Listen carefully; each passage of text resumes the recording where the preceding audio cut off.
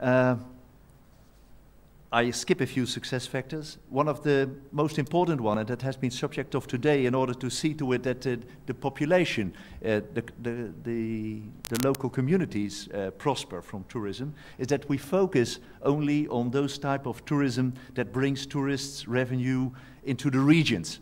And that means that you are in the business of or round trip type of tourism, in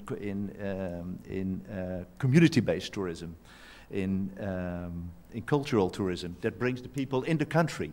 And that means that you're automatically coming into local accommodation and local food supplies and exposing to local handicrafts, one of the subjects of today. So focus on this type of tourism advantages the local communities and creates the backward linkages. For the past 10 years, we have also been particularly concentrating on community-based tourism, which is really hot nowadays. That has been growing, and that is one of the best possible ways of getting to poverty reduction in a very constructive way. To finalize, because I want to keep it short, of course, CSR, corporate social responsibility, is a very important part, a conditio sine qua non. What we try to do is to prepare the tour operators to meet not each individual standard, because that's impossible to do, but to help them with identifying the common denominators, which are the most important criteria that all these standards apply, and to prepare them for that, so that they are ready to enter into any private standard. And of course, CSR helps when you train.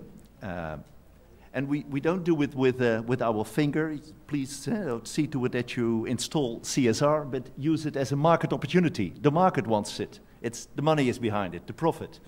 One of the 3 Ps. You realize the people when profit is the driver.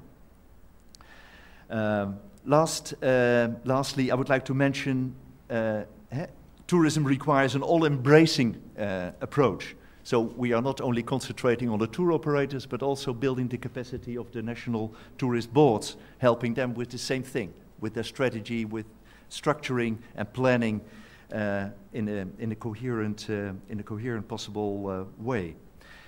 I'm looking forward to working with ITC together in tourism, because the subjects that you addressed this afternoon are complementary to what we do. I really like the idea of creating and stimulating the handicrafts production and see to it that local food supplies are linked up with the accommodations, with the hotels in the countries. So this is what I would have liked to mention as critical success factors in our work. And I quickly pass on the word to our moderator. Okay, thank you very much for this very informative input. I'm sure that around the table there's a lot of interest in your coaching program, because it is a longer term commitment of a few years that allows tour operators to really, grab the ground and start walking, and eventually walking, and then running, and so on. Thank you very much. We have now the opportunity to have some comments from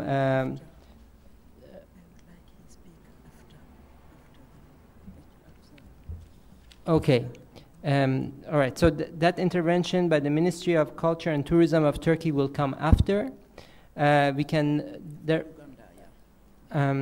therefore proceed to open the floor to questions, comments, inputs, bearing in mind that the expected output of this workshop is really a refined, improved project idea, project concept for Ethiopia, something that is based on what we have just heard. So I thank you for your generosity in providing concise, precise inputs based on your experiences in facing some of these same problems that have been raised here. I think that question will come after Uganda, so we have one set of questions. I was advised differently.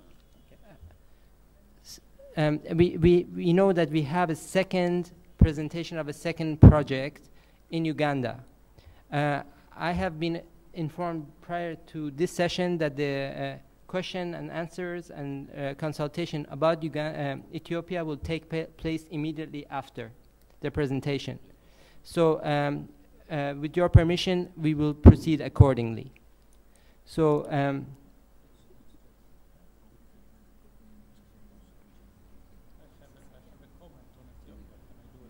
yes, there is, okay.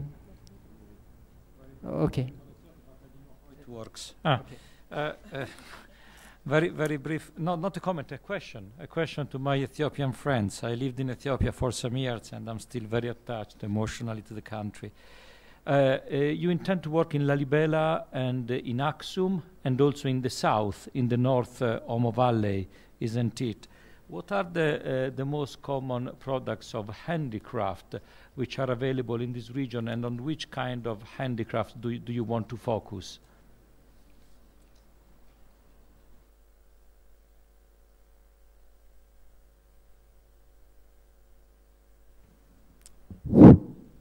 Okay, thank you very much. Because you have them in the presentation, but I would like to know which belongs to which region. Okay, thank you very much. In the presentation, Mr. Ephraim is mentioned that there are a number of around 10 products that will be produced in these 4 sites. Jewelry, for example, jewelry is in Harar, for example, Harar, also in Aksum. Aksum is famous for jewelries from ancient time to now.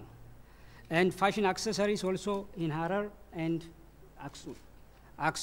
Leatherware in the south, in the Gamo, in the northern Omo area. Handloom textiles also in the Gamo. The Gamos are famous for this throughout Ethiopia.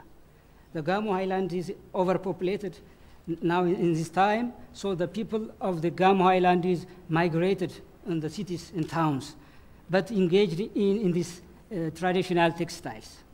So then embroideries here also in Harar and Aksum. Basketry is also famous in Harar. Harar is a Muslim town, in the medieval town of Ethiopia from the 8th century AD onwards. It is a city surrounded by the wall.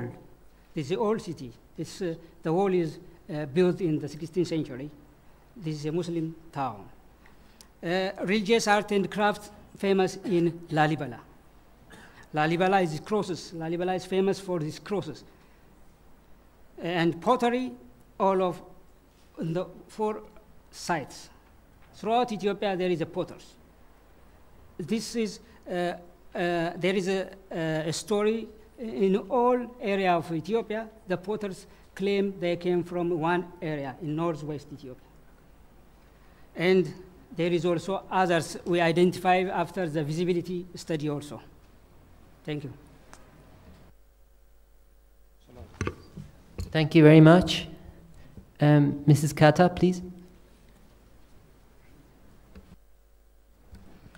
My question is for Mr. Dick Dima.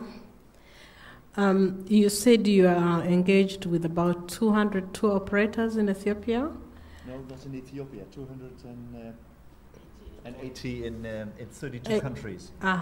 So if you are handling such large numbers of tour operators, you are doing direct coaching, and you've been doing it for a while, yeah. What do you think are the sticking issues that keep hindering the quick growth of this particular sector?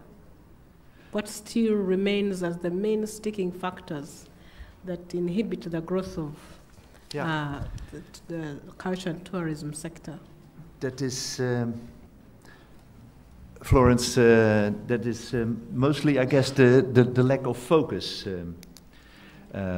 When you have newcomers into the tourism market, they jump into the market and want to sell cultural holidays as well as beach holidays. Yeah, not for Ethiopia, of course, but for all kinds of segments at the same time, without having a focused strategy and a focused promotion plan and focused literature and focused trade fairs and focus on particular buyers that are serving the generating markets that are potential clients. So focus is one of the most hindering factors. And at the second point, especially in this time, is having the availability of, apart from having your strategy and your focus, is a good website, especially nowadays when you can only be found if you have a good website. So one of the interventions that I didn't mention is that we have external experts making detailed studies of each individual website of all the tour operators, and they will get detailed comments on how to improve, to get training on how to get into the results of search engines, and a coaching trajectory afterwards in order to improve their websites.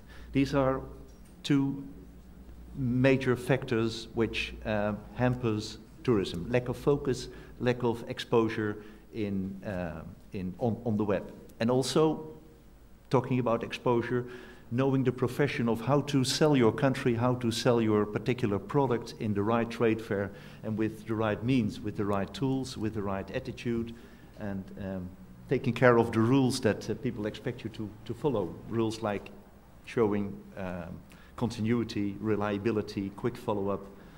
Maybe these are the 3 points.